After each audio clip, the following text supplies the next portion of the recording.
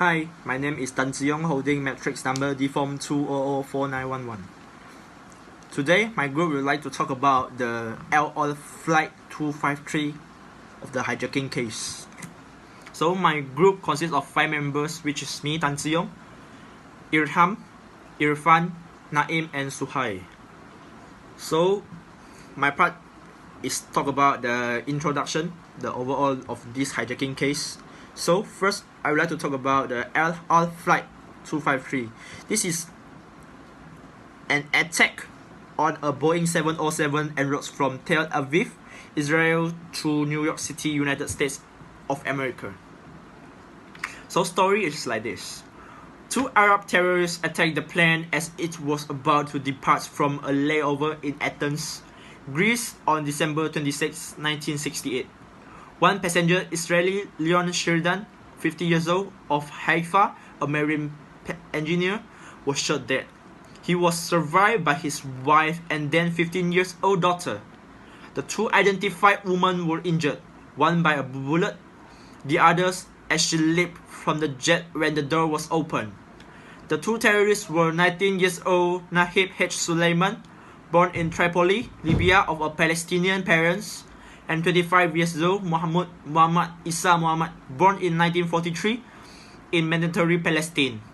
They were members of the Lebanese-based militant organization Popular Front for the Liberation of Palestine. 2 dashed out of the transit lounge of Athens airport just as the Israeli plane, parked 200 yards away, was preparing to take off.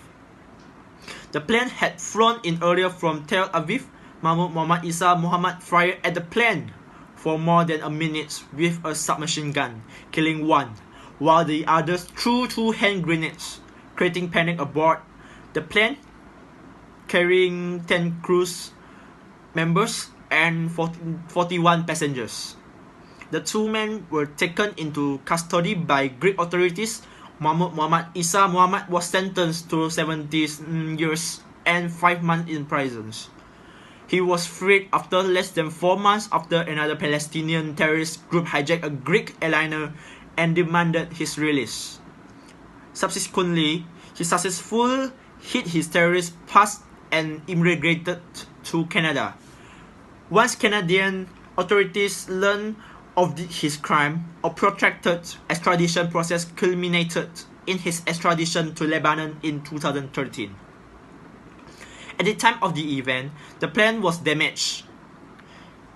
The 2 men confessed they were members of a Palestinian organization and had planned to destroy the jets and kill all Israeli passengers aboard. The 2 men had arrived on an earlier Olympic Airways flight from Cairo. 37 of the 41 passengers boarded the flight in Tel Aviv and 4 boarded in Athens. The incidents came 5 months after a group of self-styled Palestinian Arab commandos hijacked another LOL airliner shortly after takeoff from Rome for Tel Aviv on July 23 and forced it to fly to Algeria. Algeria eventually released all passengers and crewmen and the plane. So, 2 days after the attack, Israel raided the Beirut International Airport, destroying 12 or 13 Lebanese passenger airplanes. The attack drew a sharp rebuke from the US, who states that nothing suggested that the Lebanese authorities had anything to do with LOL attack. That's all from me. Next, I would like to pass to my teammates. Thank you. Assalamualaikum. My name is Muhammad Suhaib bin Abdul Halim. I'm holding matric number DFOM2004911.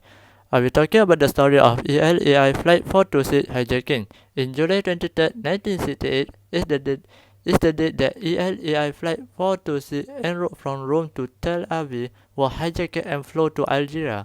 It is the first and only successful hijacking of an ELAI plane. Flight 426, a Boeing 707, had originally been scheduled to depart Rome on the afternoon of July 22nd. Engine problem with the aircraft, however, required a replacement plane, and they only arrived at Leonardo da Vinci Airport from Tel Aviv in the late evening.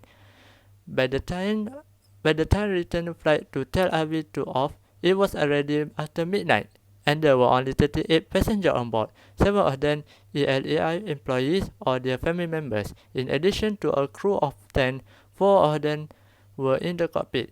6 pilots Odo Abobane, flight engineer Yonah Lichman, training pilot Evelyn Slapa, and first officer Muaz Porras.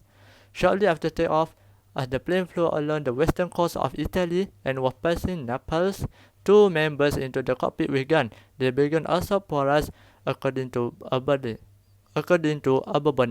who began posting his fascinating detailed recollection of the experience online earlier this year. The Chinese pilot immediately disconnected the plane autopilot and began climbing precipitously. Apparently, with the intention of shaking out the distortion of the hijacker, Abobane convinced that the clearly nervous skyjacker would respond by firing the gun or even detonating a hand grenade.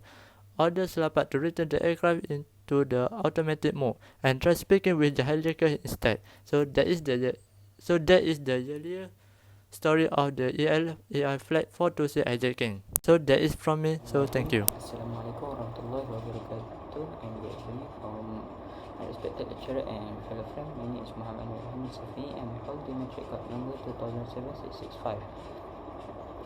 For my part, is the impact of the hijacking, aside from the global impact, economic impact, and industrial impact.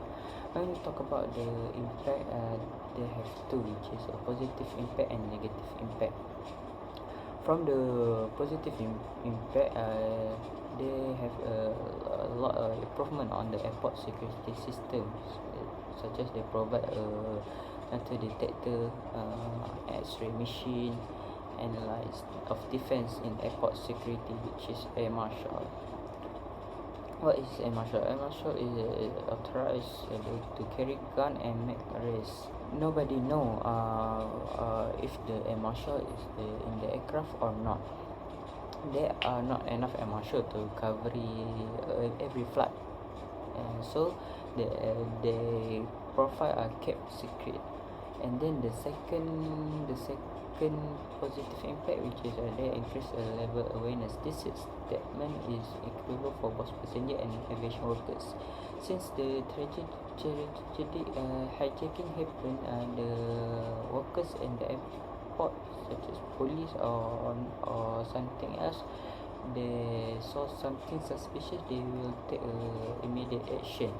From the negative impact, which is less passenger will use that airline. Why? Because the passenger and visitor might be afraid to use the airline. Trauma because the workers in the airport not very safe. And the second negative impact, which is a bad corporate image, the passenger might think that the airport or airline did not a very good job to ensure the passenger safety in the airport or the aircraft. People keep thinking the hijacking and criminal can happen anytime. If we have sufficient workmen and machine, they will just keep arguing about this. At the end, they think the airport and airline management cannot be trusted anymore. And that's all from me from the negative and positive impact of hijacking. Thank you. Assalamualaikum. My name is Muhammad Naeem bin Ahmad Nazri. I'm holding metric card number DFOM2004911. So I will explain about the causes of the Tel Aviv aircraft has been hijacked. So the first one is PLFP does not recognize the state of Israel because the PLFP is anti-Zionist, which means they hate the Zionist people because they take the state of Palestine.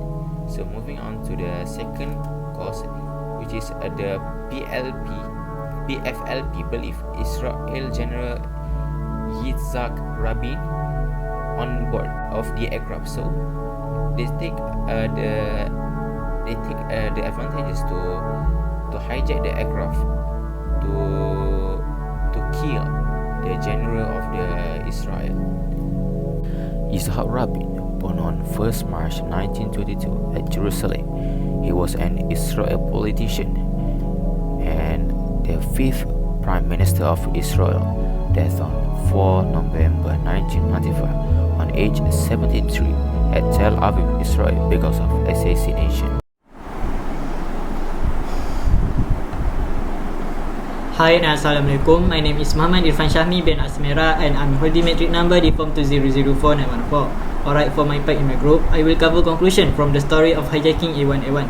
Actually, this Boeing 707 aircraft is scheduled to fly from Leonardo da Vinci Airport in Roma to Lod Airport. The Lod Airport, now as Ben Gurion International Airport. The plane was hijacked in a rather brutal way because the hijacking activity was carried out during the flight by pointing a gun to the pilot to scare him and order him to fly to Algiers. On the passenger side, the hijacker threatened the passengers with a grenade without pin.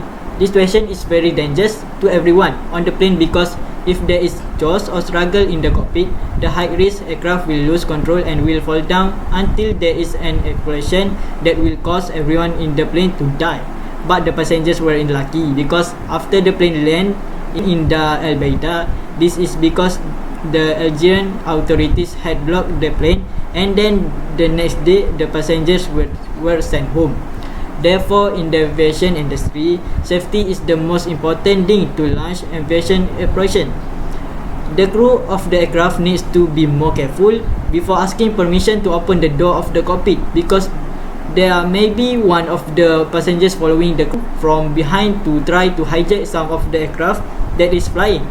However, the crew of the aircraft was detained to be held hostage for the rest of the wreckage. The seizure can be said to be quite cunning because the hijacker has a valid identity with a passport and causes or the immigration authorities at the airport to not be able to trace it before boarding the plane. At the airport should have a good security system because there is security that is overlooked so that passenger can carry guns, bombs and so on. Therefore, security system are the most important thing in the aviation industry in this world. Alright, thank you for your attention and that's all from me and my group. Thank you and have a good day.